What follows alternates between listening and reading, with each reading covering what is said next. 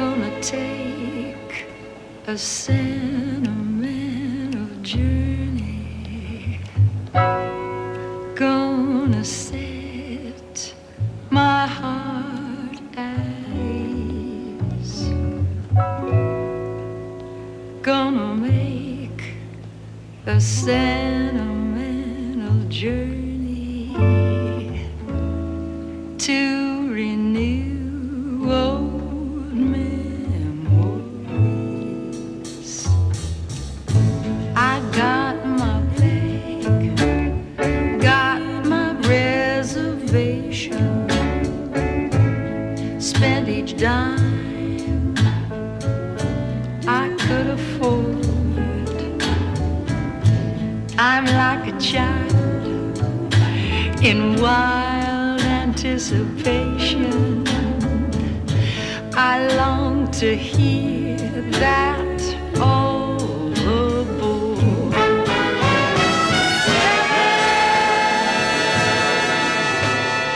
That's the time we leave at 7. I'll be waiting up for heaven,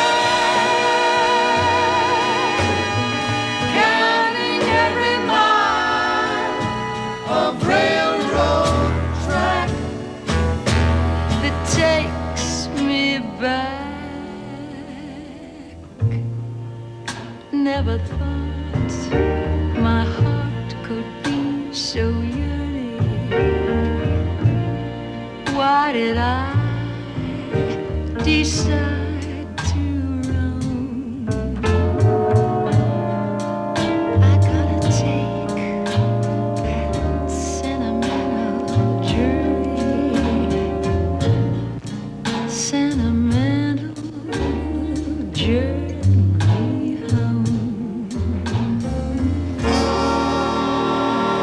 Sentimental journey.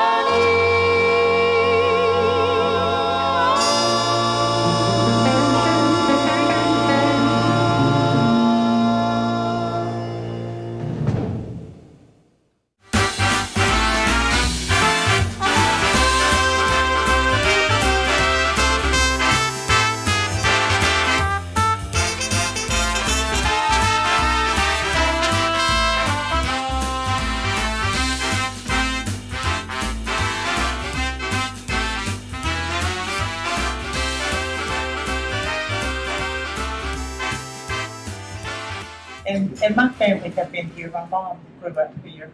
Her family grew up in McAdenville.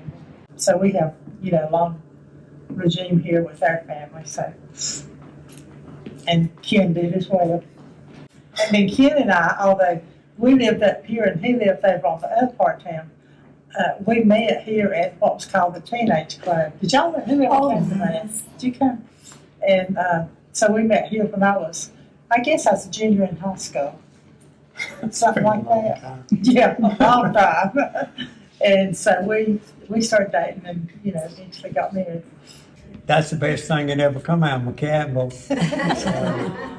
And when we first got married, we not only had an inside bathroom, we had an inside bathtub. And I thought, man, this is great. Get a beautiful wife and a toilet and a place to take a bath. I said, my goodness, who in the world could beat that?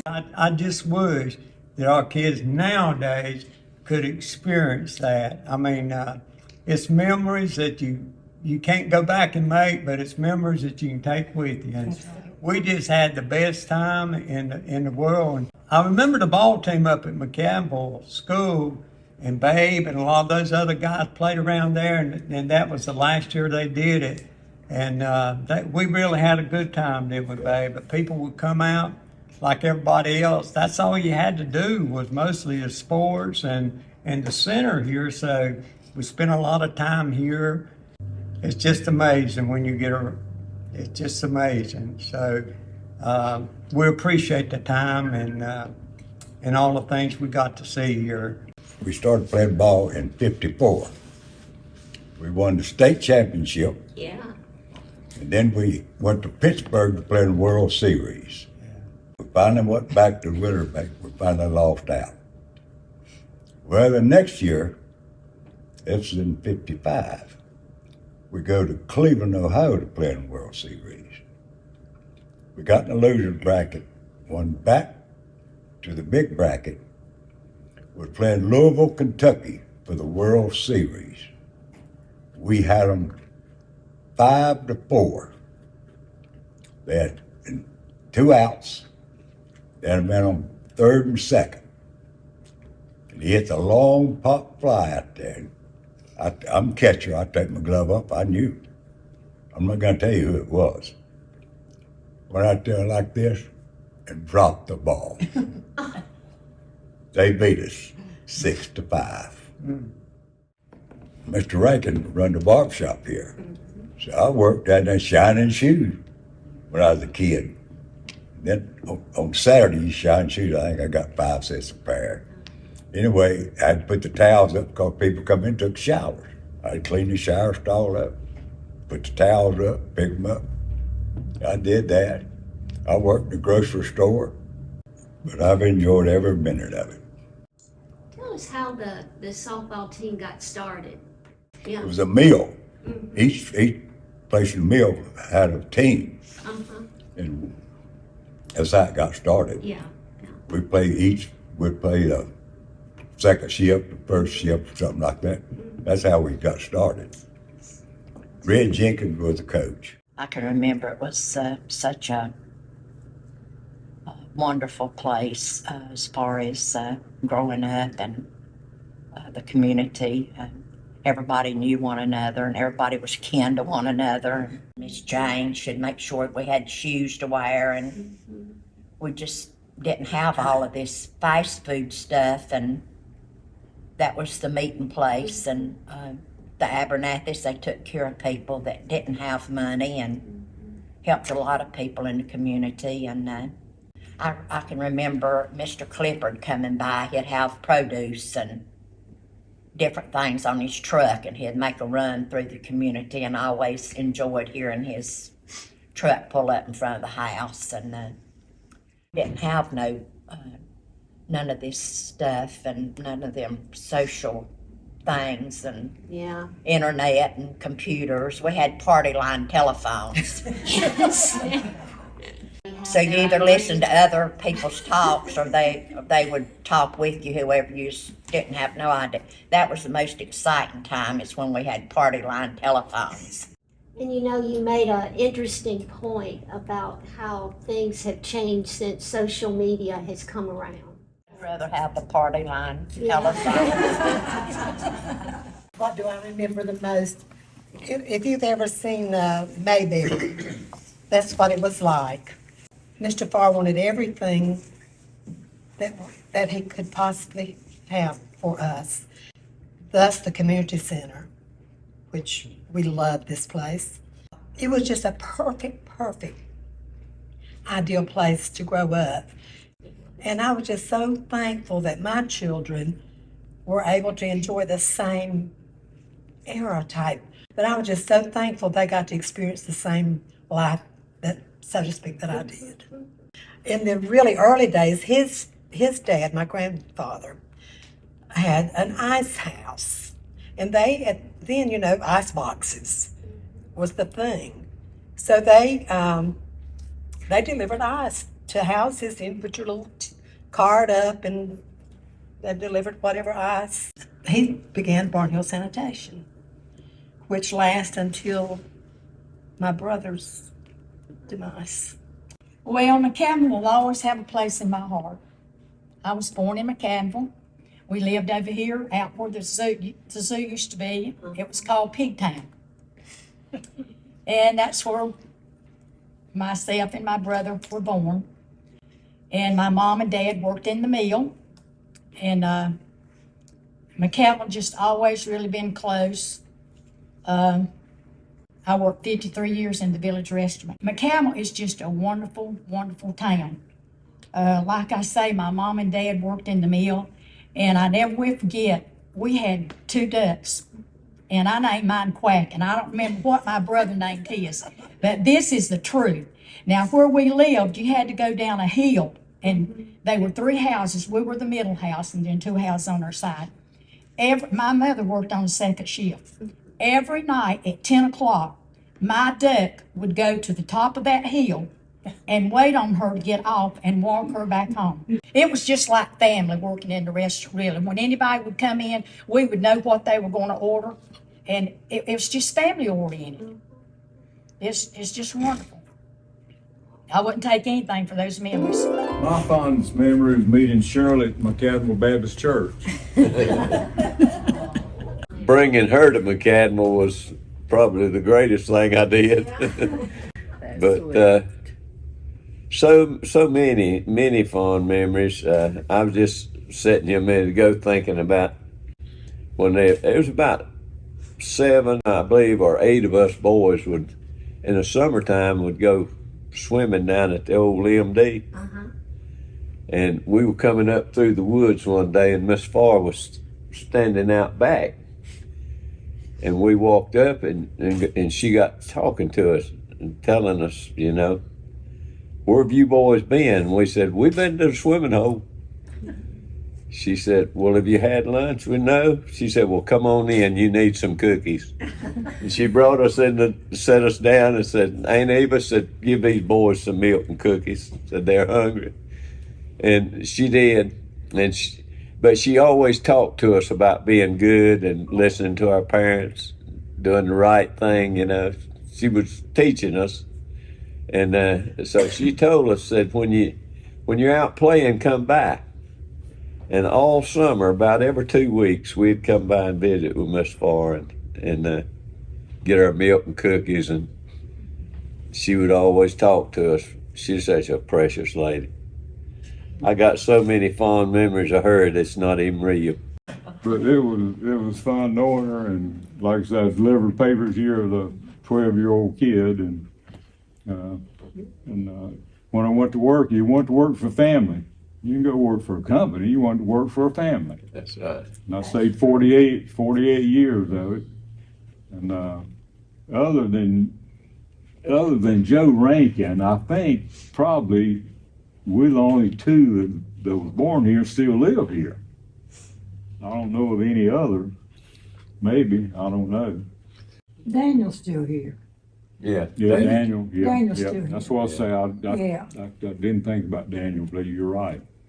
I was kind of lonely. I was outside playing, and this little girl came down the street, and her name was Nancy, Steve's niece, Nancy Cobb. And she was with her grandmother, Steve's mom, up the road.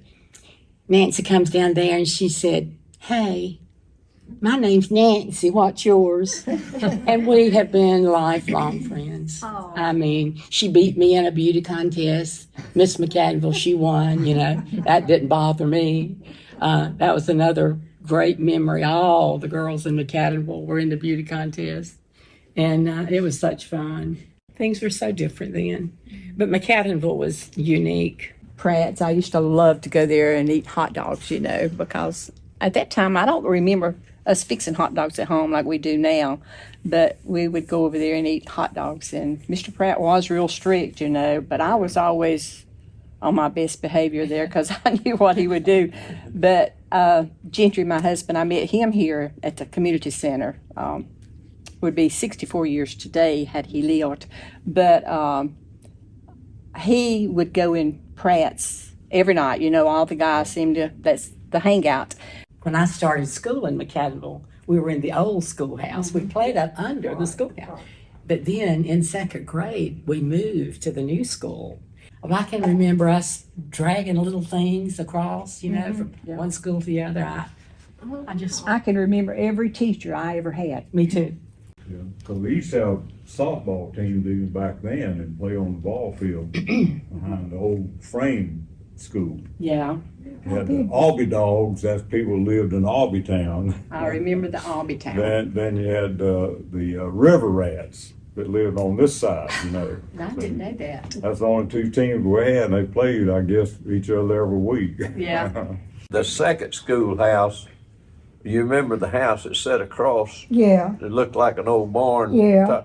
That was actually the second schoolhouse. The first schoolhouse in McAdenville was right beside the Methodist church down here, right on that corner where the Prim house used to be. Yeah. That was the first one, because that's my daddy said he went to school there one year before they tore that down. Well, what I remember, there's a little old schoolhouse.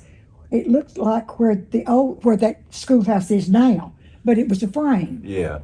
And me and Billy, one of the Watts girls, were I guess they had I don't know when they graduated, and we were the mascots. Just think when the community center was built. Yeah. Man, I remember that was the most wonderful thing. Yeah. Mr. Farr knew that we needed, that the children of McAdenville needed Yeah. a place. Well, we moved to McAdenville when I was 5 years old. So, I remember,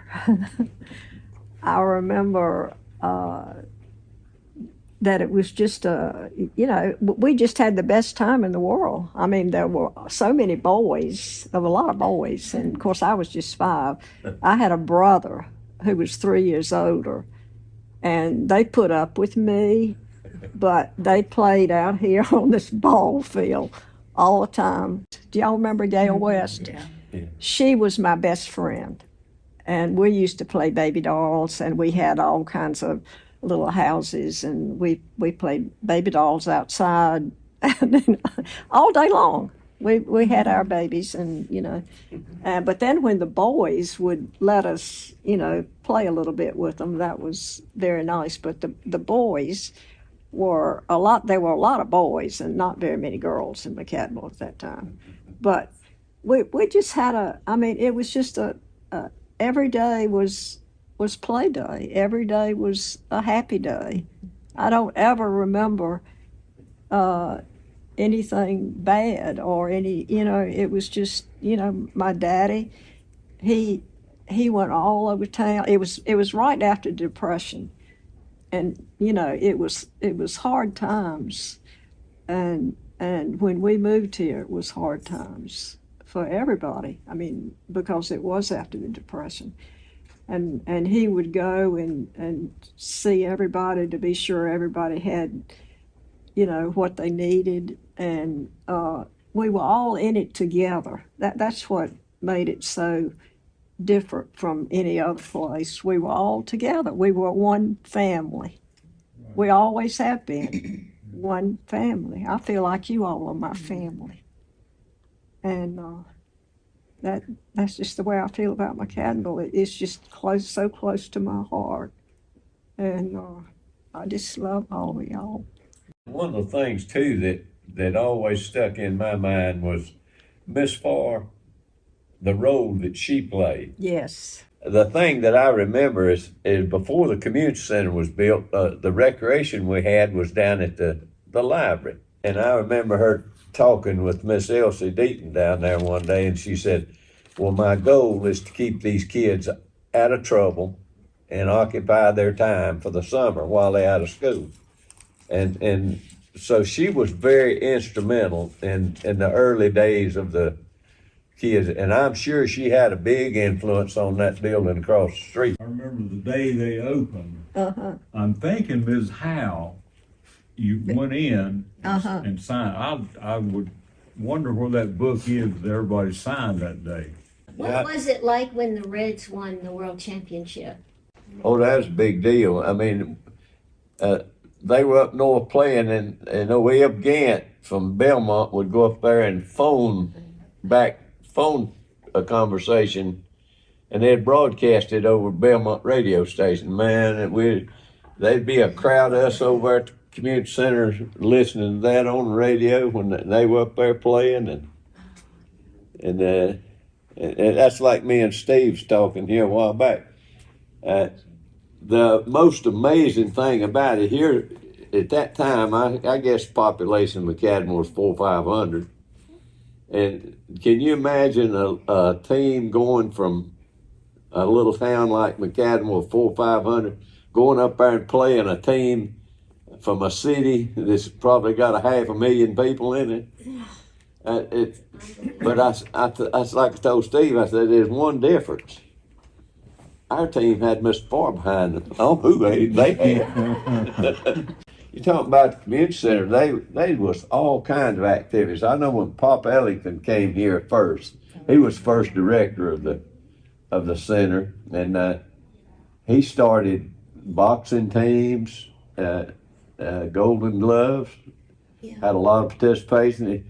And I remember being on a tumbling team, and we traveled and competed with other communities with that. And the teenage club, there's always a lot going on. Everything's something every night. Oh yeah, there was Every something night. going on all the time. Busy place. And the Far Yard Reds, talking about them, I literally had to plan my wedding around when the Reds were playing because I married Jim and Red was his dad. Yeah. And also I was down there watching ball games just hours before our first son was born, sitting on the cement bleachers. And I thought, I'm going to have this baby. And I did the next morning. Do you remember when the Reds would be playing George Howe and Sue? There'd be a group of people up there, and there was a table that would take food, and we'd eat the whole. That was just a big crowd. Do you remember? I know Mr. Farr and we'd get together and talk about the teams, and they both were big supporters of the softball league back then. But that started with a pumpkin ball. Yeah, big old. People, that thing was that Yeah, big. it was big. I think Pop Ellington, Charlie Fitz came here as assistant director, and he started the pumpkin ball league, and it was the churches and teams in the mill, and they would have games out there behind the center, and that thing was that big, and it wasn't so much the ball as it was the action that went with it, and everybody get excited about it. But that's where softball, slow pitch softball started from that. Yeah. Do y'all remember the little boy drowned and Papa said that there was never going to be another drowning in McAdenville if he could help it? And that was when he built the swimming pool. He saved a lot of young lives. He sure did. Do y'all remember the White House, which is the personnel now or Yeah. was? I can remember when it was rooming house, boarding house or Yeah. something. But my brother had a paper route, and I would go with him some days, and we had to go, and there was a road that went from Space Dive to the back, and you had to come around this way till you got. But anyway, when we'd get to that house, it was always haunted. Everybody said it was haunted, and it looked, as a kid, the way it was, all that ladder stuff under the house. And when we'd get to that house, we would throw the paper and run. We were on our bikes. We would run till we got to the main road. But I don't know if any of you remember how it looked then. I delivered, there's 5 families lived there at one time, because they had a back porch run out there. They did. Do y'all know where the legend of old Adam walking up and down the river with his lantern, where that came from? I don't know how that came about, but I've heard that before. Yeah. I worked third shift out there, and we'd had reels, and you had to have tie bands. And I remember sending one of my employees up to I-85 plant to get some coned really yarn. And I stood out back because some of that was still under construction, adding on to the space dive. And I stood out there, and all of a sudden here come Junior Costner. He come in reverse, and he was leaving the road in reverse. He got out and he was white. I said, "Junior, what's wrong?" He said, "That woman with a veil dress walked in front of me." Because the tale then was they're going to have a wedding there, and the groom did not show up. And the bride was so disappointed, she walked down the hill and walked into the river. That was one of the stories. And Junior swore it down and said, "That woman walking from us, I seen the dress and her veil." And he didn't turn around, he put it in reverse and come back. When we was growing up, they always said that the house where the library is, the old library, you stand to the right of it, that brick house back there, they always said that on certain nights in October, you could see a lady standing in front of that window. And I know as a group of us boys, every year we would stand out there several nights and watch for that. And we saw it. She actually appeared in that window. And she was wearing, it wasn't a wedding dress, but it was a white dress. And she stood there in front of that window, and then she walked away. You had grocery store on one side, Joe, Truett, and Lade ran that. And Ms. Abernathy run the dry goods on the other side, which sold shoestrings and cloth and things like that. And I'd go by and work there after I delivered the papers every day. Didn't have a bicycle, I had to walk. In 1957, they knocked the petition out and made a small supermarket. And that was McAdenville's first supermarket, where the True Line is now. I talked to some of the older people, and I remember Mr. Koo Watts saying, where Mockingbird Lane is now, said everybody had farms, everybody had gardens, and where we always call Pigtown, it is not, you're not putting anybody down, it was everybody out there had pigs, pig pens, and they just named that. Streets were not named back then, and they didn't name streets in McAdenville, Dick, what, about 1970 probably, somewhere in that neighborhood. So every little section had its name. Frog Level was, people lived up close to the old lake down there. And, but that's, he said everybody had a garden and everybody would share with each other. If you had a really abundance of tomatoes, you share with everybody around you, you know, or corn or whatever. And that's where you survived back then. I think that the store started out, it was McCadden Young, because I've got the cards that they paid off with in the mail. I got my daddy's first paycheck, and they would pay off in the mail and take it to the McCadden Young store and cash them, and take them back, pay off next week. But I think after Mr. Young, I think Reagan was the building's name.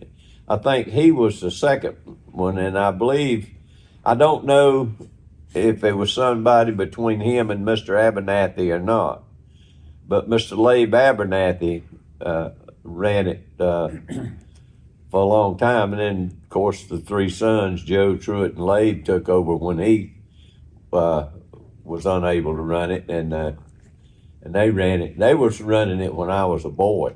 Mr. Labe was still there, but he had a real bad hearing problem, and so they sort of took over the business. But I think that's the progression of how it came into being. My daddy came out of the First World War and started a barbershop down here, and ran it to I think 1957 when he had a stroke and he couldn't raise his arm, so he sold it to Don Rankin. And his brother ran a barbershop in North Belmont. Don worked for him over there, so Charlie let Don come over, just keep the barbershop open, you know. And I shined many a shoe down there on Saturday. Back then, you didn't have appointments. You just walked in. I remember that barbershop, he had, I don't know, 8 or 10 chairs in there. They would be full and they're standing up. Wasn't there a shower in that place? There's 2 shower stalls. Yeah. People went in and took a bath. Saturday was day to take a bath. Yeah. You know, and the shine boy, his extra job without pay, every shower in, you had to go in and take everything out and put fresh in. So, and you didn't get paid for that. That went along with the job. 85 came through, I believe, they started on it around 65.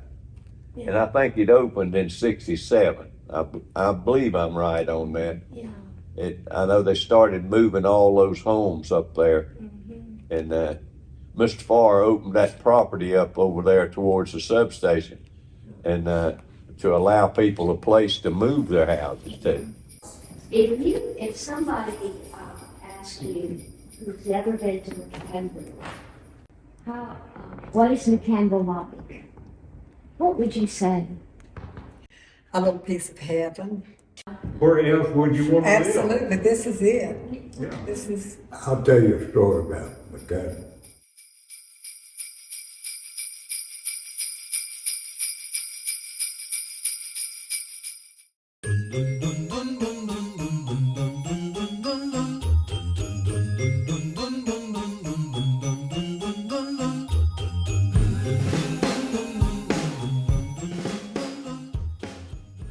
I'm Ted Rankin.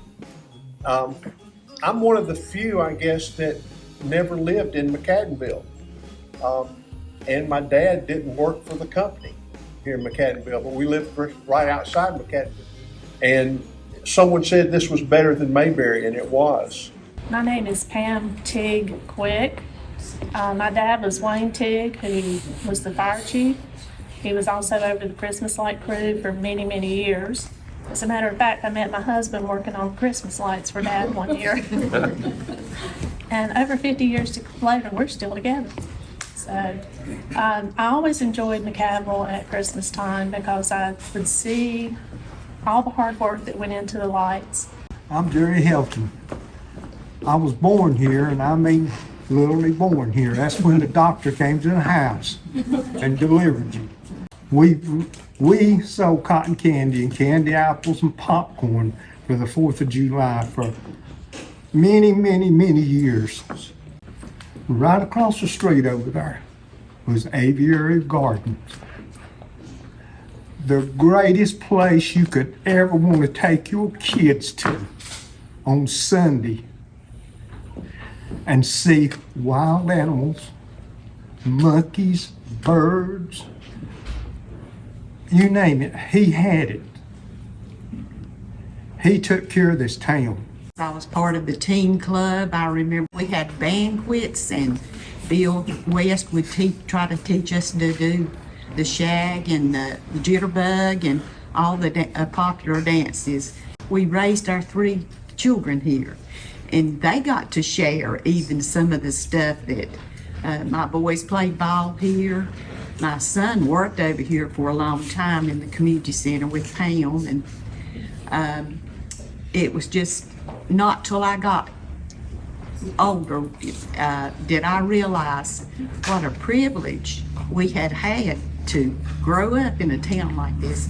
My grandfather, Will Rankin, was a barber in McAdenville. Steve's my uncle. My mother was his oldest sister.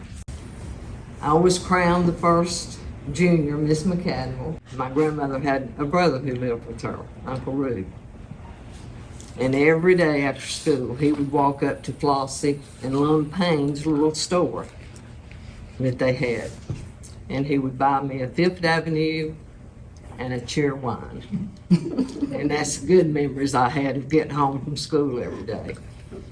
But basically, McAdenville is home to me. I'm Danny Botts. I was born and raised in McAdenville. I was Boy of the Year in 1963. Living in McAdenville, you can just keep on talking about it because it was such a good place to live. My name is Bill Barnhill. I was, like several of others, I was actually born in McAdenville, raised in the house that I was born in. I remember Ty Donaldson, we always called him Sarge, Bill West, Red Jenkins.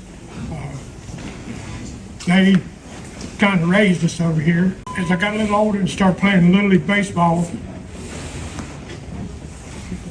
it's hard to talk about it. J.D. McDonald was my hero. He would come out and actually teach me, he was a great softball player. He would teach me, how to hit the ball, how to field the ball, how to throw the ball, everything. And when I got in high school, he continue to help me. And I succeeded in high school pretty good bit. It was just a great place to live. McAdenville was just a special place because of Mr. Farr. I'm Calvin Hilton. I was born in McAdenville on Forest Heights. The McAdenville schools, I remember walking down when they was building a new one down through the middle of it. You could see the steel beams. The old white one was still at the backside, with old potbelly stove in the back of it. Miss Hope Pogue Parks. My dad was Crawford Pogue, and they called Mother Snooky. And I had two brothers, Jim Pogue and John Pogue. John died in 2000, and my brother Jim is still going strong, wherever he is and whatever he's doing. I remember the sunrise services, Mother and Daddy would stay in bed, and I would get up, and I remember coming down here, and the Holy City, they would play the Holy City, and it would just make me weep to hear the people sing or the music that was played. I remember there was such an emphasis here on Jesus Christ, and my faith journey began here too. And Mr. Farr, he was a down-to-earth person. You'd go up through the street sometimes at lunchtime, he'd be sitting on the porch with one of his workers chewing tobacco to him. I'm Jean Bynum Hilton, and we were both born and raised in McAdenville. I was born actually in this two-story white house back here behind the community center, next to the ball field. So my grandpa got hired to help lay the foundation of McAdenville Wesleyan Church, which is the church that we've attended for over 55 years now. And then our daughter has been teaching school for about 27 years. Well, the last 17 of those years, she's been at McAdenville Elementary, and she loves it. I'm Stanley Brown. As some have already alluded, I'm the son of the gentleman who is a pastor at First Baptist here for several years. We are all, and I think this is probably lost on the younger generations, we are all a product of the people we grew up with. I was blessed. Jimmy and Ted, Roger McWhirter, Danny Smith, we were always together. We're always there for each other and to each other. And, you know, as great as this town was, the people are what made this town. The families were instrumental in that, but all in all, it was a blessed place to grow up. I'm Harold Brown. I'm the older brother, and he's right. It was family. If everybody here was family. I just remember I was thinking it was international, but it might have just been the total national tournament that was held here. I was of the age at that time that they asked me to help host one of the teams. In other words, basically I kind of met them and, you know, made sure they knew where the fields were and things like that, and it was just wonderful. Hello, I'm Susie Rankin, now Sue Rankin White. Grew up here in McAdenville, and I grew up at a time when the polio epidemic hit hard in our area, in Gaston County and right here in McAdenville. There were 4 of us in our class that contracted the virus. But I guess the thing I remember about that most of all, which was really impactful to me, is that despite the fact that I had long leg braces and crutches, I was a part of everything that my class did. They included me in everything that we did, regardless of what the activity was. If it was kickball, if it was softball, if it was hopscotch, if it was square dancing, they found some way to involve me. I never felt left out. I never felt special. I was the first Girl of the Year, and so that was a big surprise and quite an honor to have been the first Girl of the Year of McAdenville. In 1967, I was humbled and shocked to be crowned Miss McAdenville and the Girl of the Year in 1968. Even now, I can't believe it. I love our little town. I always call McAdenville, North Carolina, my home. My name is Beverly, well, my maiden name is Lawrence, but it's Beverly Lawrence Burton now. I taught dance here. Bill West was the one, and I was 13 when I started my little dance school. Now, at my dance school, we always had our dance recital at the McAdenville Elementary School, so that was good memories. I'm Reggie, middle name Roberts Wright, and I can't say anything about McAdenville without mentioning Mr. Bill Farr, because he provided such a wonderful community that developed for us to be raised in. And for me, scouting. We had two wonderful scout troops. We had Dan Talent in troop number 1, and we had Frank Pop Austin for years in troop number 2. If you come in from from Wilson Boulevard, you can come in Wright Road to the new development. That was named after my grandfather, Sam Houston Wright. If you go back in time, he had the first grocery store, or one of the first grocery stores. There was some before him in McAdenville. I think it was called the Shack. That was before Abernathy's. I'm Joe Webco, but this was the place to be right here, you know.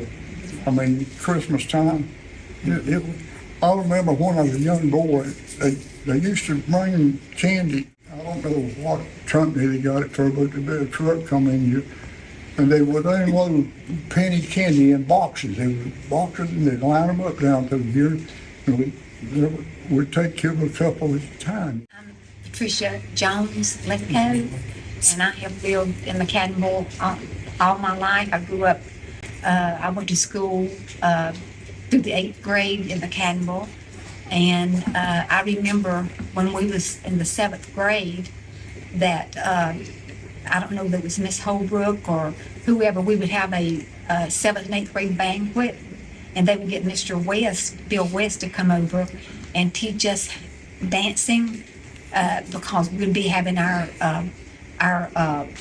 party or we over here at the community center, and they wanted us to be able to dance and everything, and it was we'd dress up, and it was just really nice. And I also remember Miss Frances Spencer was my Girl Scout leader. My name is Phyllis Jones, and I enjoyed living in McAdenville.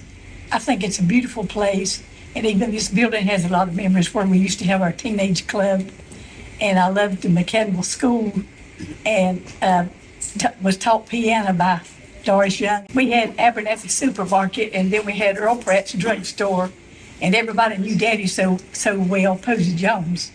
Till he had 6 kids, and if you didn't have any money, you just go there and say, put it on Daddy's tab. And so he had to tab both places, you know, with 6 kids.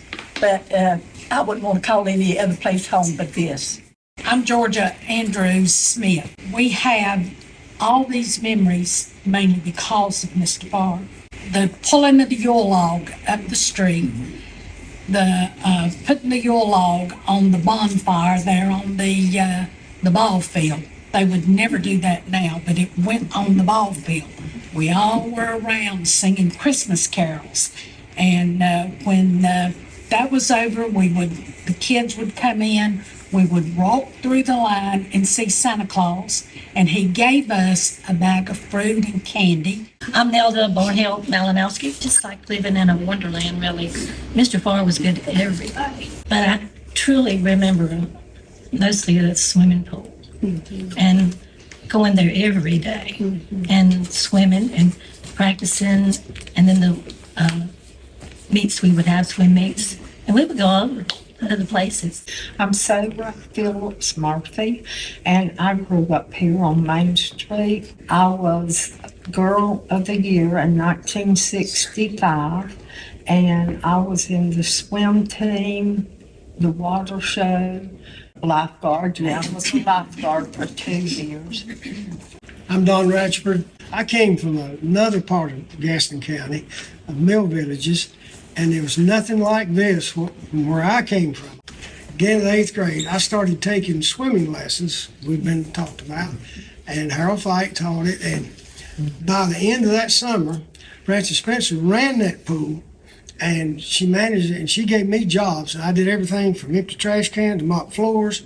I did whatever I needed to do to get him free, so I swam every day, all day long, every night I could stay. By the end of that summer, I was helping Harold teach swimming as a water safety instructor. I swim that much. And later on, I probably taught 150, 80 people to swim in my life. I'm Dorinda Spencer Frederickson. When the swimming pool opened, my mother, he mentioned, I got the honor of cleaning the bathrooms. And I had to work, we had to work to go swimming for free. And I didn't mind doing it because I loved to swim. We all had tans. The thing that's so nice about McAdenville is that you could walk home at 11 o'clock at night and never worry about being unsafe. I walked right straight back up through there. There's two things that I did that was the right thing in my life. I married my husband, Skip. The second thing was to move back to McAdenville because I'm at home now. Everybody in here, there's someone in their family that has influenced my life. Everybody in here. And I'm an educator for 40 years. And I have to say some of my favorite things in McAdenville, my elementary school.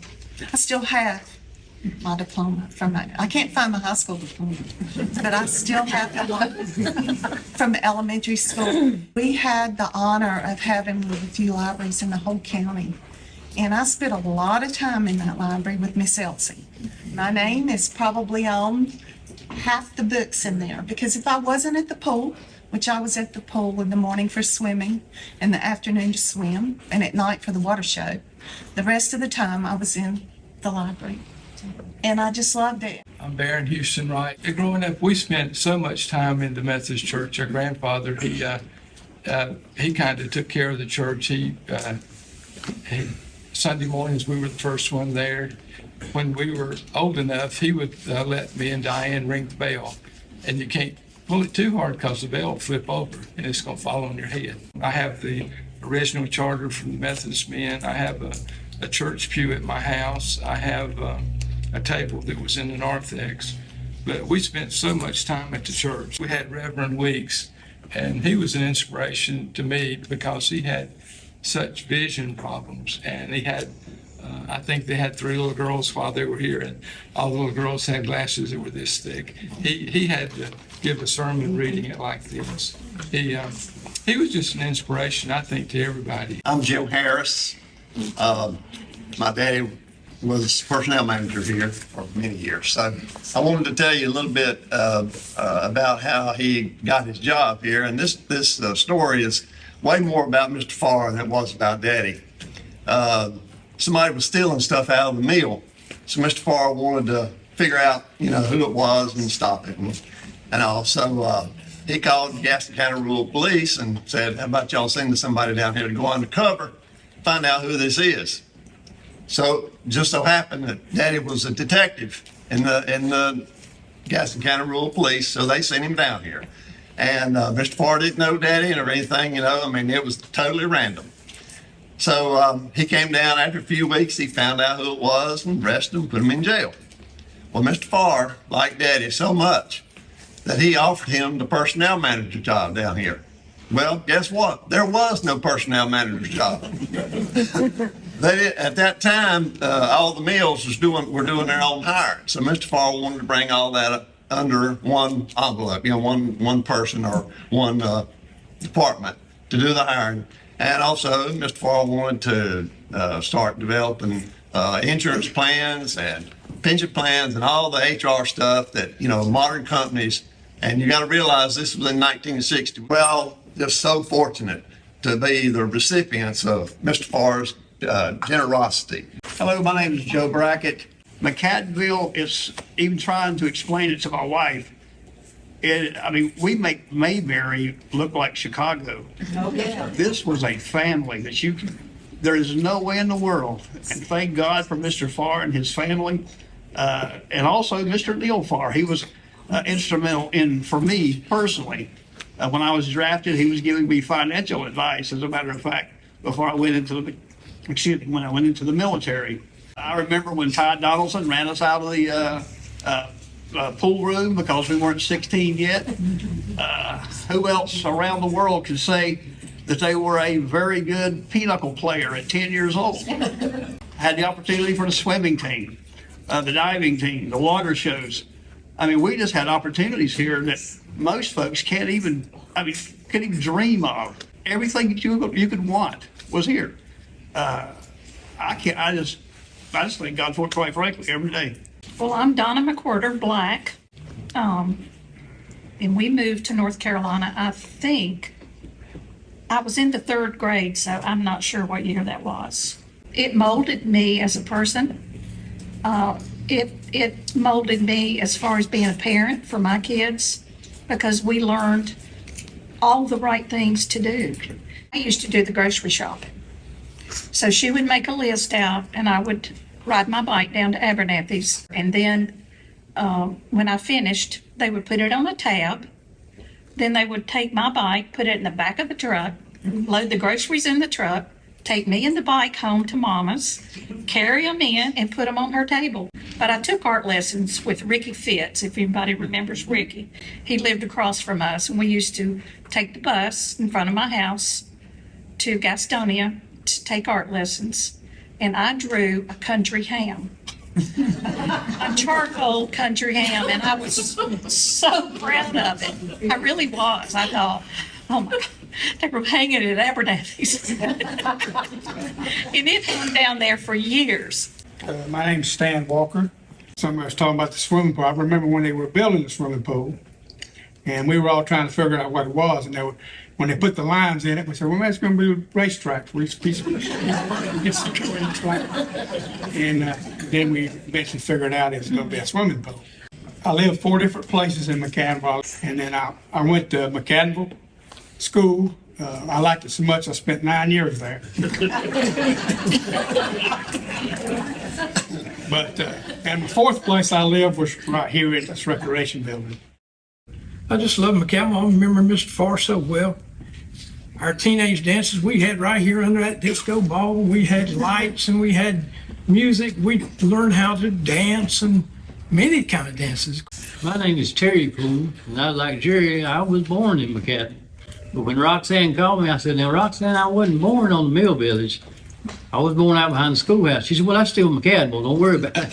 But anyway, I got a couple of things that I'm really grateful for.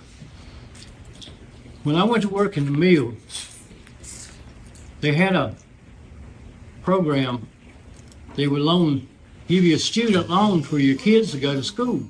Thank you so much. And thank everybody. I mean, you guys were wonderful. Just absolutely wonderful. And we just, and to future generations, y'all have just given them a gift, you know, to realize a town the way life used to be, you know, and how we can learn from that to give future generations. And I just want to thank you all.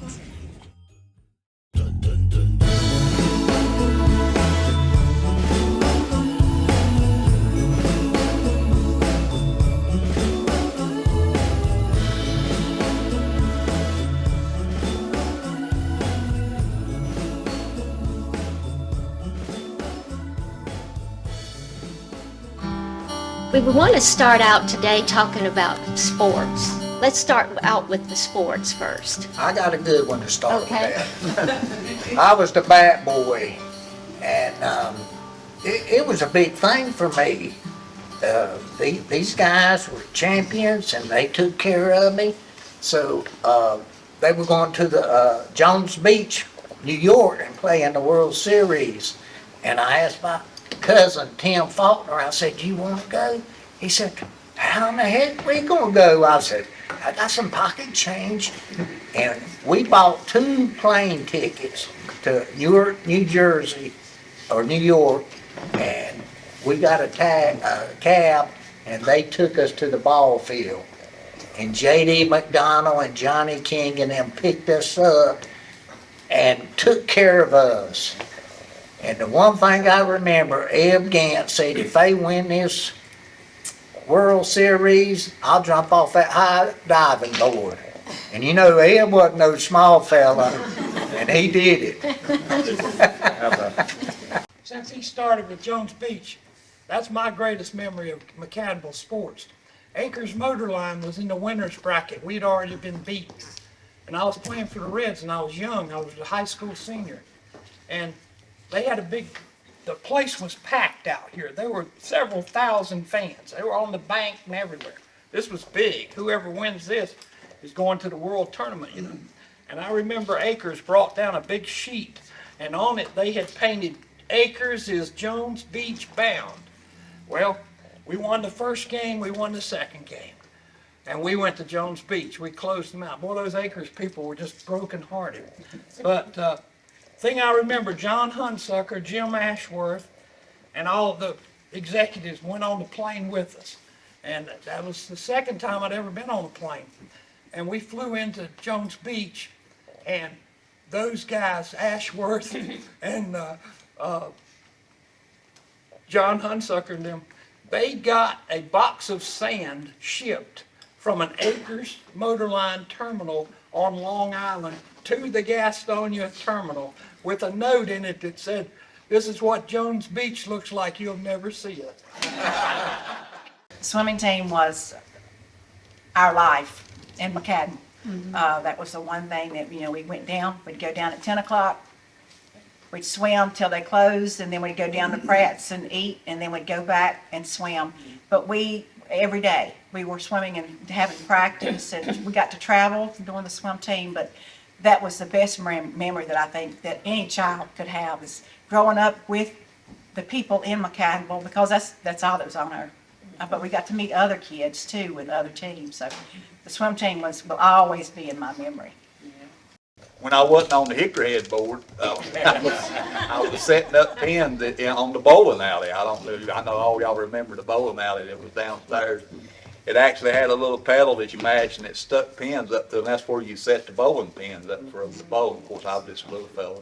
That and hanging the numbers on the scoreboard for the softball. They give us a hot dog and a drink if we kept score for the softball team. I never was much good at sports, but I did enjoy the sports here in McAdenville, because at the time softball was a real big deal.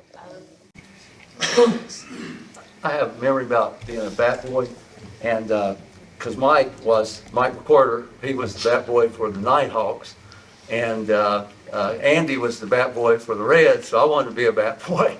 So I went down one time, the Bulldogs were playing, this was in the Industrial League out here, and I just asked them, could I be their bat boy, and they let me. So that made me feel really good. They got me a little hat and a little, little something to put on my shirt, and it really meant a lot to me because I'd done it myself. I just remember going to the pool, swimming all day, going to Pratt's, having lunch, coming back swimming, and then going home, taking a shower, and coming back for all the ball games. The thing I remember about McAdenville, and I used to say, I wish my kids had a town to grow up in. That's right. You're right.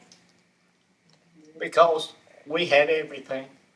We did. We had basketball, swimming, you could shoot pool, bowl, ping pong. We had it right here. Yeah. And we had the very finest. Yeah. Mr. Farr gave us Brunswick Crown Bowling Alley. If they did it correctly. We had a trampoline brought in right over there. First one I'd ever seen. It was a Nissan. And I asked, and they said it cost $2,000. That was in the late 50s. But whatever was the best, that's what we had.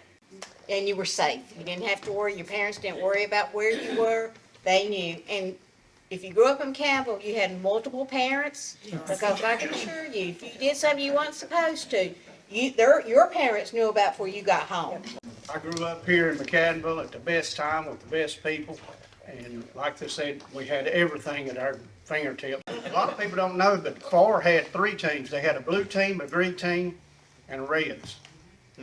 I got to play for all 3. My dream was always to grow up and be a Farr Red. Even when you were a kid and you didn't belong on a team, when we were on the sidelines down here on the foul line outside the fence, we'd crush Pepsi cups and make a ball, and we'd play pickle during the game. We used to play a mini bike, Fox and Hounds, and you had that little Honda 70. You had that little Honda, and I had that red teardrop mini bike. Robbie Grissom had that Suzuki. we terrorized the town. You know, one of the good things that we have enjoyed here is respect. Yes. And how it was taught, even in the small town that we lived in. I was just telling Rashford here that we would respect so many people. I didn't know until today how many of you wicked people swam in the pool after hours. I never did. I only went skinny dipping. We can talk about McAdenville, but there was a God reason why we were here. And isn't it interesting, after we grew up, that's when they got the policemen. And if anybody needed anything, Mr. Farr would see to it that they had anything they needed. Anything. He let us put a Kool-Aid stand at the gate when we was probably 4 or 5 years old. Yep. Nobody really bought no lemonade with for us or nothing, but we had a good time. Sitting there trying to give it to them.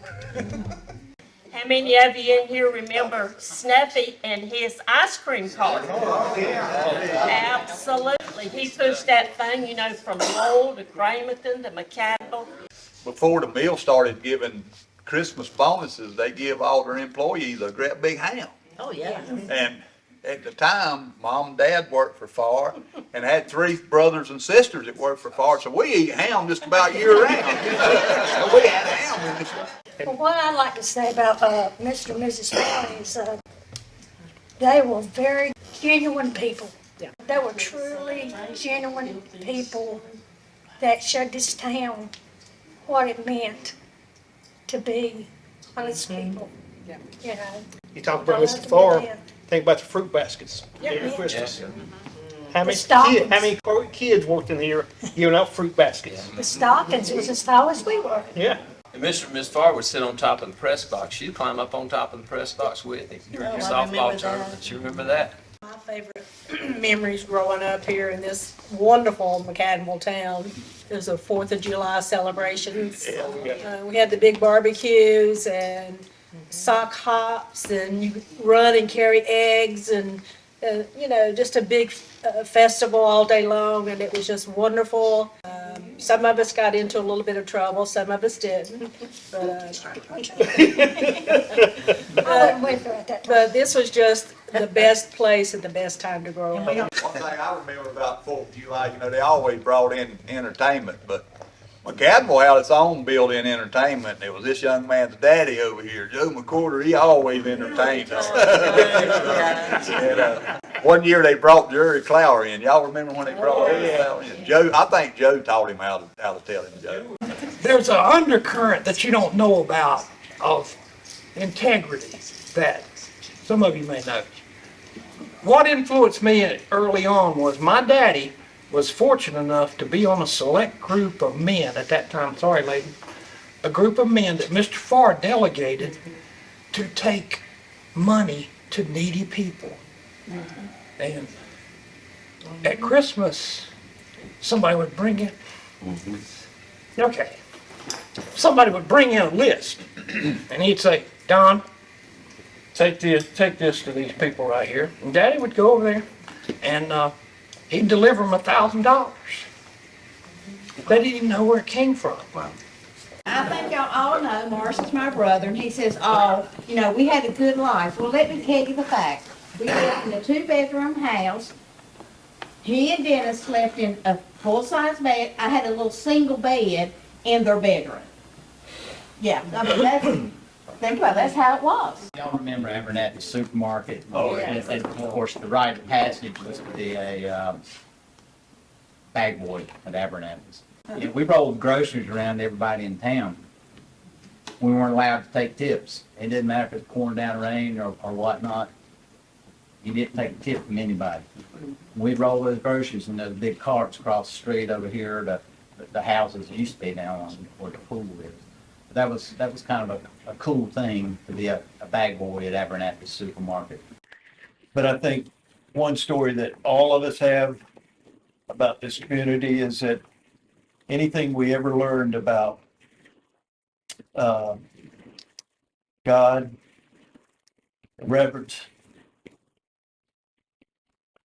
all of our patriotic thoughts. Mr. Farr built all the patriotism into us with the 4th of July celebration. But, you know, most of us got baptized in this town, and most of us,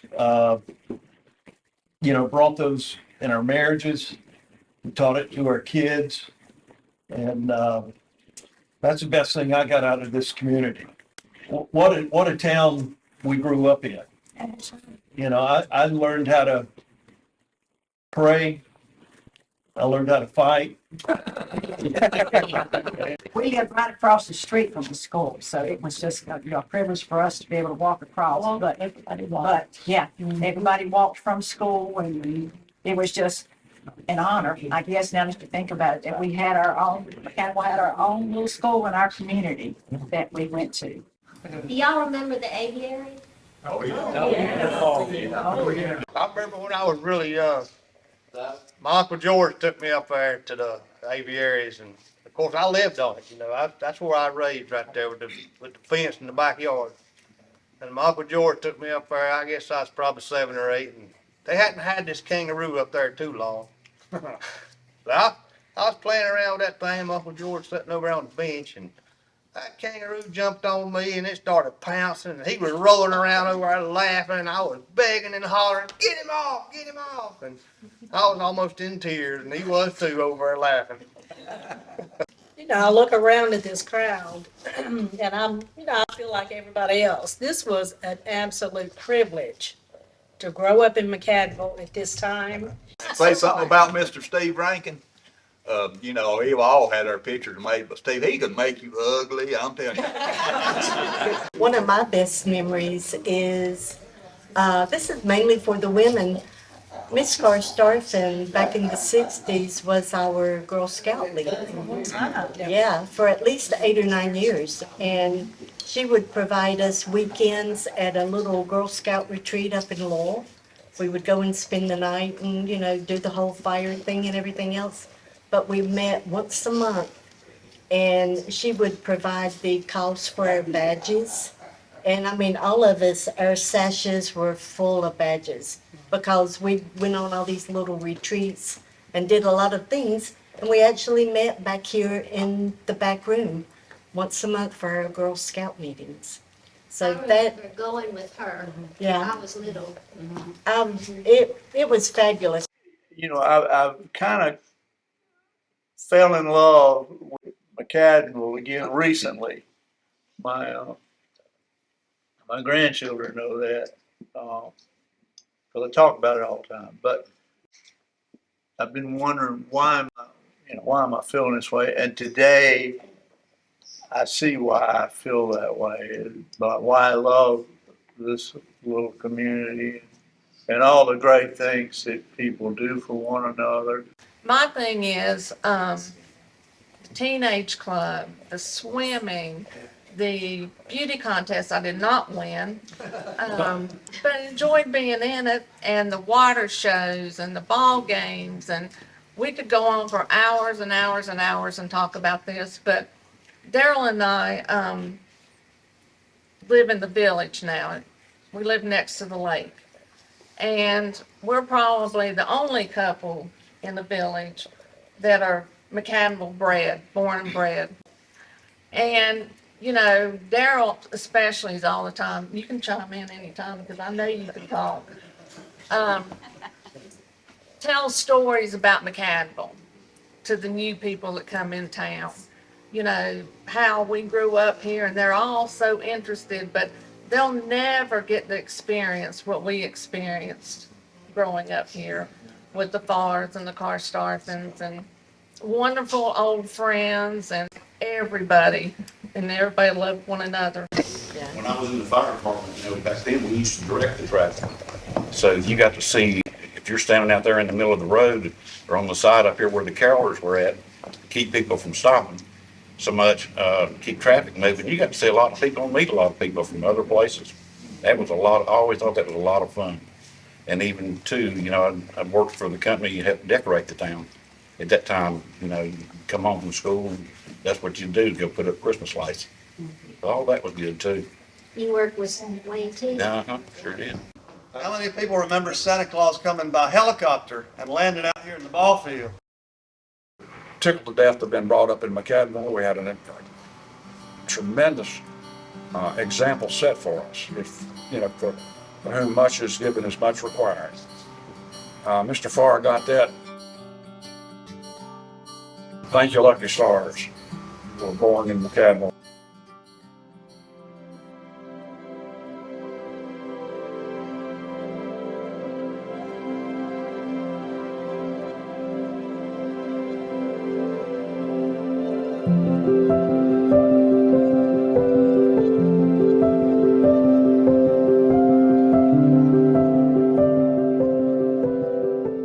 And that was the gate of what became the youth programs in this area. Yeah. I remember Tony would actually come up the road and actually look for young guys and people and everything and put them in his car and probably pack in 20 people and he'd bring them down and start playing ball. The caliber of coaches, the caliber of people that Mr. Farr made sure was in this town, down to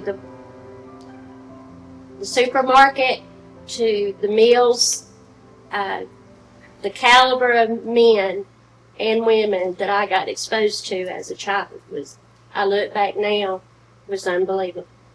But it was a great place. All good memories. Does any of the other girls remember being father-daughter bowling? That's one of my best memories with my dad. And I mean, gosh, I don't even remember how young I must have been. Tiny. Yeah. How about ceramics?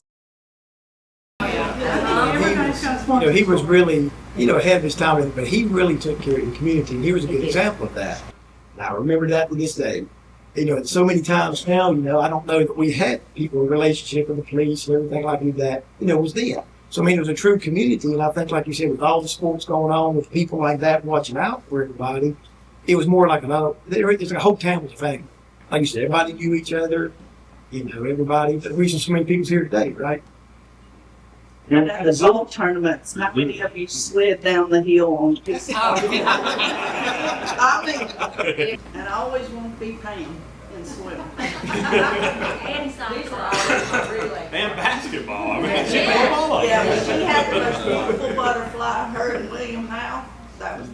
The great thing about the store, and Joe Everett, he put me working on about 12 years old today. I should have been working. Paid out of the pocket, but every Saturday morning, if some of you remember this, usually every Saturday morning there'd be a handful of gentlemen who would gather. Rufus Rankin, Sam Jenkins, and John. You might have to help me on a few others. George Bond. And I'm 12, 13 years old, and what you have is a group of men who eventually the conversation rolls to being in the war. And I didn't realize what such a rich piece of history was right there in front of me. They're talking about. And these were some men that saw some pretty rough times in the war. The store was a big part of my life. I got my first job there, I guess, when I was 15 or 16. And talk about charging, Abernathy's, if you wanted to charge your groceries, that was fine. And what they did was, when they would put up a pack, they would open up a carton of cigarettes. You put the packs in, 25 cents a pack back then, the carton was $2. And then they would take that cardboard on the inside of the carton, which was just blank white paper, fold it in half, stick it in the top of the cash register. And when somebody would come by and buy their groceries, they'd say, charge it. You just write down their name and the amount. And that's how trusted they were, and he was, just a great small town. But back to what you were saying, this is why we're doing what we're doing. I sat there for most of my childhood. She was our nanny. Listened to stories from Nanny. And would give anything today if I had written it down, recorded, or done anything. My dad and I talk about it all the time, and that's why when this project started coming up, why it was so important to talk about people like George Bynum and Hallie, and the Farrs, and J.D., and anybody else, Tony Payne, everybody else, because it is so, so important that we remember that, because I remember some of the stories that Hallie told us, but I don't remember them all. And because her house was the first house in Albany Town. And she had all kinds of stories about the balls they used to have down at what's the personnel office now, when it was actually, a house that people lived in. She had amazing stories to tell. And she babysat a lot of us. She babysat us and the Bates boys and Ashley's boys, Julie, Michelle. Yeah, she babysat a lot of people in town. And so she was a rich history in its own.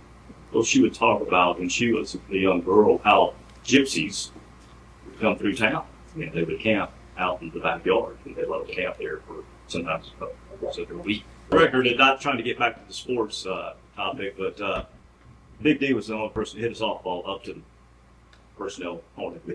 And Mr. Farr would throw the ball out. I remember, I couldn't have been 15, working here, when they were building the gym. Every evening, he would walk across, come over and talk to me, look at the gym. And you just don't find people like that. Here or there, it's nothing, no big deal to say, but because we were such a family, because we knew our community, at nighttime you could leave your windows up, not think a thing about it. Just the last little screen door. Our doors stayed open until 1986. Our keys that were in the car? Yeah. I'm fourth generation McAdenville. My kids were fifth generation. And believe it or not, it was both sides of my mom and my dad. They go back 4 generations. And that tells you how long we've been, we've been around. And I'm sure everybody's got kind of that kind of. Abernathy Supermarket where Grandpa bought eggs in 1928. I didn't know it went back that far. Yeah. Wow. And when you come from Lowell, Daddy was born, second house on the right, 1929, and B64 right across the street. So we've been here a long time too. My great-grandpa, Papa Letko, he turned on the hydroelectric plant. Right. And I think he was like 96 when he did that. He was pretty old. But the reason he did it because he was here when Edison did the generator. Yeah, that's Albany Town area up there, and that was, until I was 8, that's where we lived. And so that was my whole life, was just that little area right there in Albany Town. And then, of course, the football field there in Mr. Farr's front yard, that was a huge football field for everybody. But we would play pickup football there, and she would be one of the first ones picked. Because she was fast and tough as any of us. I remember one time, I caught the ball and I was running toward the finish line, and I was almost there, and I saw this little redhead coming to my side. It was Gaston Bates, and he did a roll block every time. Could never get out. I thought you were going to say Joe Moody.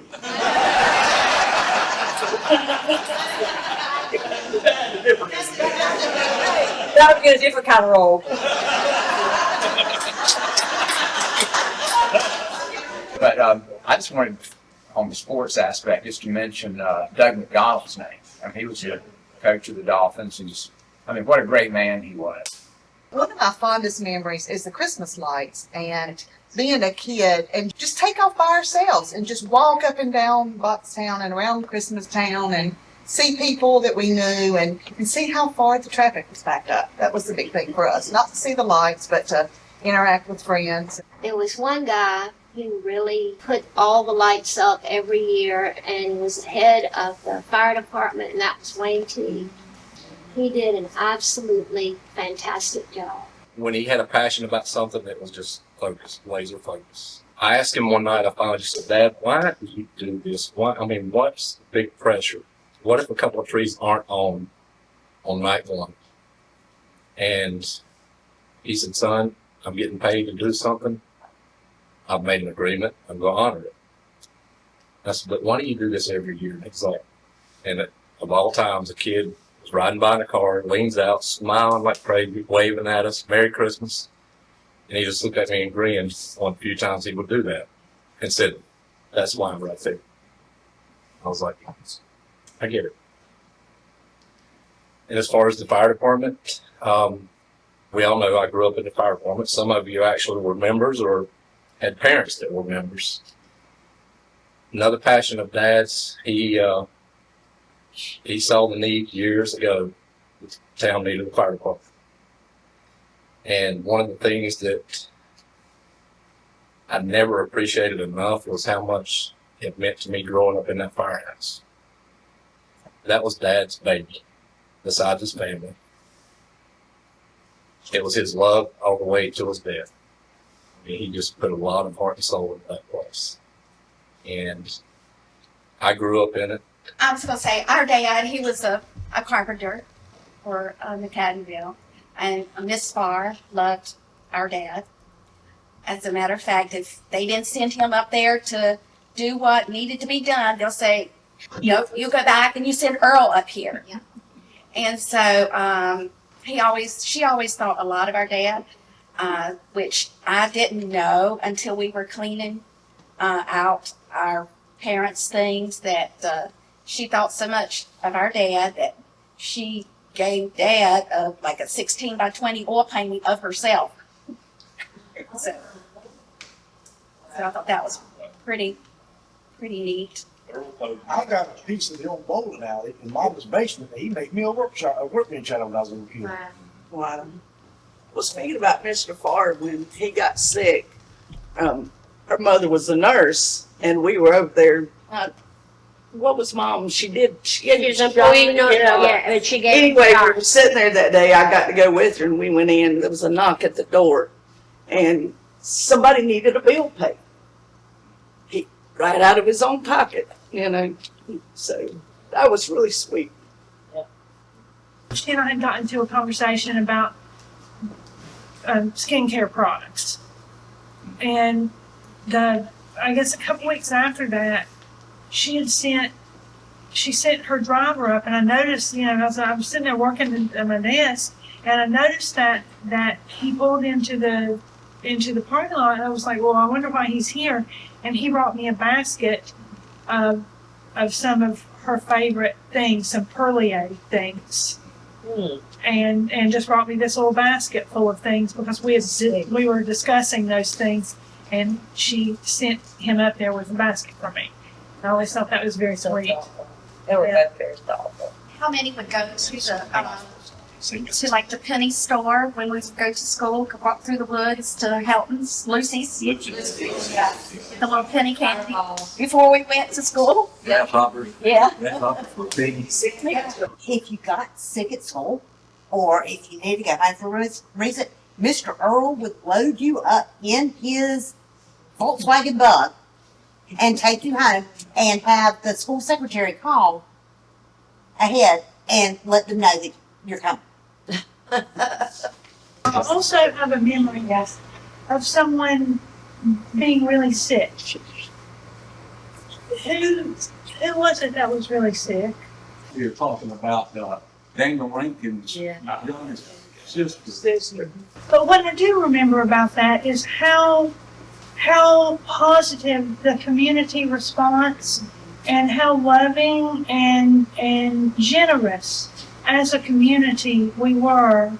Well, you know, my memory about Tanya, don't ask me why, but I remember Preacher Miller would take her to her treatments because he had that big car and the seat would lay all the way back.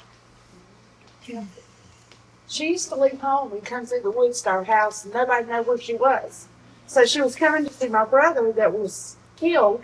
Mm-hmm. They had some sort of connection. I mean, she'd sneak over there to see him, and we'd take her back to Rachel. This has been really nice, and I want to thank Roxanne and Catherine for pulling all this together. And it's just such a special event, and you know, there's some folks here that I haven't seen, like Sonny Prince over there, probably 40 years. I haven't seen a lot of people, and it's so nice to sit here and listen to you all talk about how special McAdenville is to each and every one of us. And I'm sure that he is smiling down at this event today, and so pleased to see us all here together.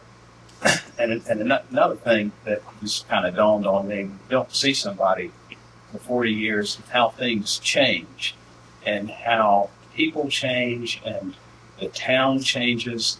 And a minute ago when we were talking about the Christmas lights and how special they are, you know, the one gift that the Christmas lights brings to all of us each and every year is that they are exactly the same as they were the year before. And you can walk right down Main Street here and walk by the community center and the Christmas trees, and you still hear the same music coming out of the Baptist church bells, and it's like you're it's like going back in time. And I hope that everybody will continue to come back to McAdenville every Christmas and as long as humanly possible, we're going to continue to do the Christmas lights in McAdenville. And one thing I do want to mention, it seems like every time we've been listening to some of these wonderful stories from all the people, one common denominator, it seems like, is what you did as a child. This has meant so much to me. It really has, and to see people I haven't seen in so long. God bless you all, and thank you so much for coming.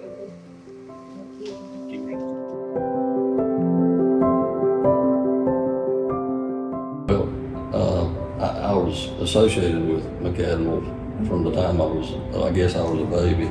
Went to church here, not in this building, in the old building. My dad was actually on the building committee to build this one. And I was telling Roxanne that I was on the swim team in 1956 because I have a picture of me standing in the pool down there when I was 11, 12 years old. That's wonderful. But I went to church here. I was in the Scouts. I think the Methodist Church had the Scouts. The Baptist Church had the MYF, I believe it was. We lived right up there. Well, 85 wasn't there. I rode my bicycle down here. And of course, my grandmother lived up there, which would be in the southbound lane of 85, and my uncle lived in the probably the northbound lane. And I'm glad we moved back. Yeah. We've enjoyed being there. I like being here. What brought you to McAdenville? What brought you all here? I grew up in Gastonia. My grandparents lived in Mount Holly, so I traveled through McAdenville all the way to my grandparents' house a lot. Kristen and I met. I was living in Belmont, and she was living in Cramerton. So we know we wanted to stay in this area, so McAdenville was kind of a natural choice. I was particularly interested in a sort of a neo-traditional style neighborhood with front porches and sidewalks. And of course, I was already intrigued with McAdenville and being such a small town with a lot of charm. I like Christmas. I just love Christmas town. Yeah, we just wanted small town feel, the fact that you could walk to elementary school. I mean, you can't find that just anywhere. We were just driving around looking at houses and ended up deciding to move here, and we really love it here. We love the small town feel. I grew up in a small town, and so it just felt right. Well, it's nice to have that hometown kind of thing. Everybody's nice and friendly, and so you go to Yule log and it's almost like the whole town's there. It's totally like a Hallmark Christmas movie. Everybody gets real excited and the whole town comes together. I mean, I feel like we live that every year, we get to experience that, and we like it all. I think it gave traditions for the kids at the school to participate in those programs, and that kind of felt special.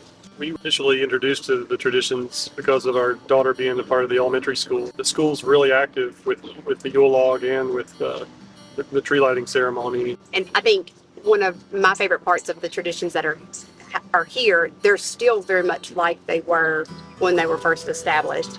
And I think that makes it really special and keeps that charm. I felt like from the very beginning it would be a really neat place for our kids to grow up because of all the traditions. I knew I wanted to be in McAdenville, but at that time, because it was just me and my son, we had rented one of the old duplexes that had just been recently remodeled. And they were awesome. It was perfect for a mom and a son. We have a great tradition. The last day of the Christmas lights, and we have a lights out party. And I don't think I got to go to it last year, but we go to Laura Lewis's house, and she has the best view in town almost. So we hang out in her back and celebrate the lights, and it's like all the lights go out and then we scream. So it's fun. Halloween's gotten to be kind of a big. That's true. Halloween is crazy. Yeah, it's a sight to behold. And everyone decorates just as much on Halloween now it's kind of as they become did for Christmas. What do we call it? The period between Halloween and Thanksgiving, but nobody really knows what to do because we have to have Christmas up so early. So you have Halloween, and then do you go straight to Christmas decorations? Yes. Or do you know, it's kind of like this odd time where you see a little bit of everything in the neighborhood. Well, I think for us, one of our routines is to walk on the trail. Yeah, so there was a spot on the thread trail between what we call the boathouse now, and I guess Lowell. It's like a little creek that you had to like jump over or walk through. We've been wanting a bridge out there for years. We contributed to that, and it's a really nice bridge. And right after it was completed, our president at the time lost her daughter in a car accident. So we named the bridge in her honor, and we made a plaque, and there's plaques out there with the Women's Club logo, so everybody can cross the Elkins Memorial Bridge. We have a lot of respect for the history and the legacy and the traditions. And being part of the McAdenville Women's Club is critical for those who help with some of the Yule log and the tree lighting and the 5K and any of the traditions, because we kind of understand what that legacy is. We appreciate it and we want to keep it. And we love the Christmas light. And it's a really cool position that we're in to be able to learn from those who grew up here and keep those traditions the way they are and respect those, but continue in our new traditions as well. Yeah, the egg hunt's an awesome tradition because you get to go and you get to see the backyard, and it's gorgeous back there, and it's huge, and it's kind of like a little oasis in McAdenville you didn't even know existed, and it's opened to our children to hunt eggs. And when your kids age out of it, then they become volunteers and get a chance to dress up as the bunny. And it is a pretty cool tradition. I think even though mine are starting to age out of it, they still would not miss it for the world. As much as McAdenville's changing, in December still looks like a Norman Rockwell painting when you walk out of your front door. So I don't know anybody here that didn't get it. Is McAdenville Elementary is like a gym like no other. It is the oldest building in Gaston County schools. It was a school before Gaston County was a school system. I thought it was really cool at the 50-year Gaston County birthday when they were all excited. I'm like, our building is older than this. And to be able to walk your kids to school and walk them home from school. There were the McAdenville Wildcats, and the Christmas Town 5K also being on the PTO at the time. We wanted Wes, the Wildcat, to represent McAdenville Elementary in our 5K because we thought that was a great way to pull the school in to an event that the school benefited a lot from. So Wes was born for China. He is from China. He came in a box, but he is a big part of that. Well, the first one was 2013, but it was in 2012. Julie and I pitched the idea to Bill and Carol, and I was just remember being very excited about their willingness to try it. Mm-hmm. And then we didn't know what the heck we were doing. Of course, we had some help from the Y, but that was just such an incredible, stressful experience. We were very happy to just walk away and just let somebody else take care of it after that. And you guys have done a fantastic job ever since.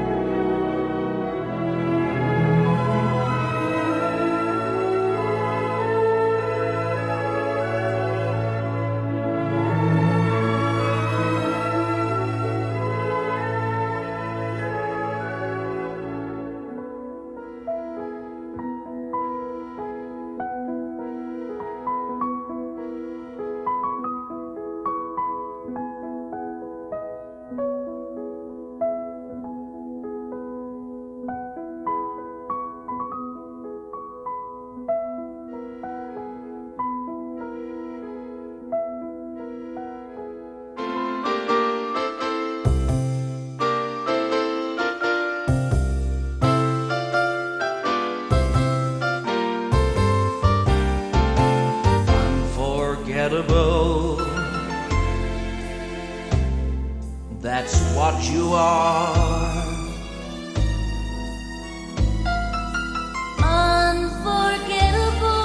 Unforgettable, though near or far.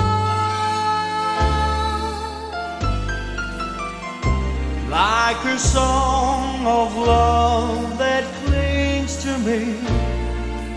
How the thought of you just clings to me. Never before has someone been born. Unforgettable in every way. And forevermore. And forevermore.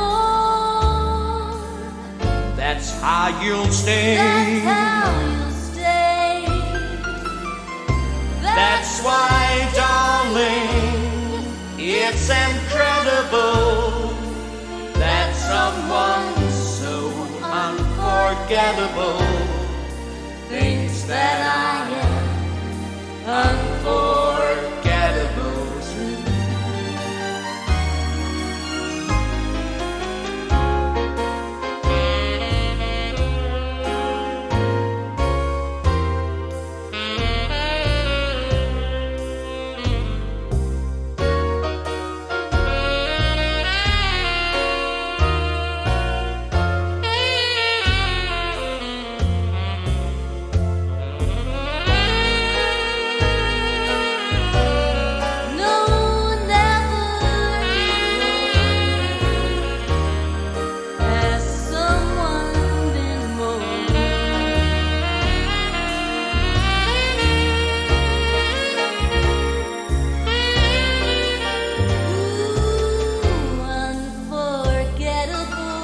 Unforgettable In every way. in every way.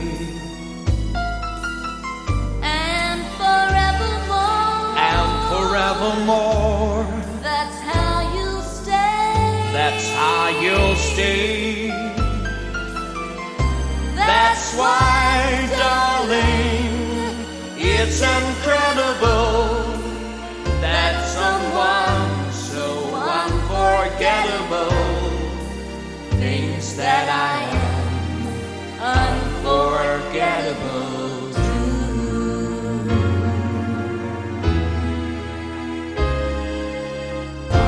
Unforgettable.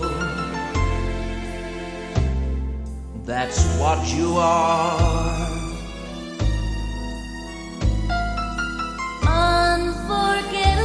Unforgettable, though near or far. Like a song of love that clings to me. How the thought of you just clings to me. Never before has someone been born. Unforgettable in every way. And forevermore. And forevermore.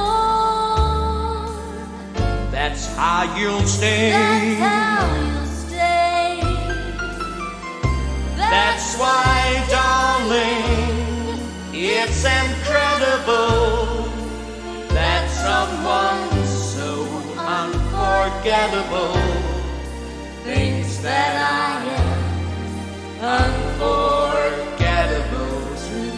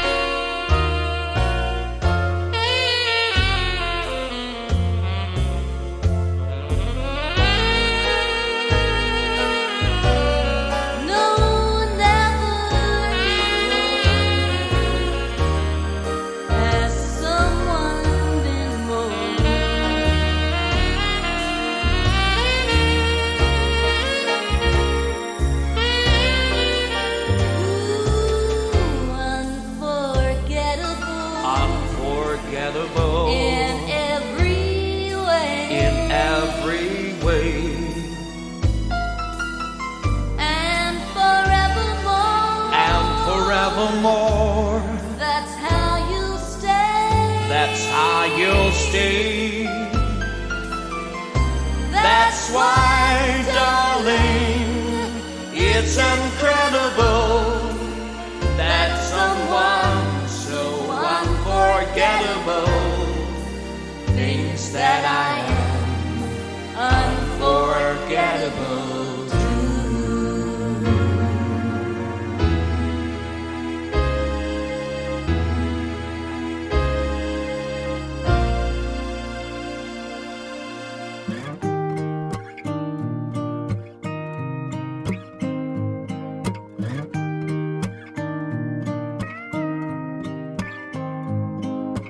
What will I do when you're gone?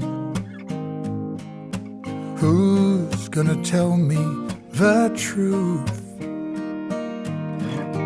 Who's gonna finish the stories I start the way you always do? When somebody knocks at the door, someone new walks in, I will smile and shake their hands, but you can't make old friends. You can't make old friends. Can't make old friends. It was me and you since way back when, but you can't make old friends.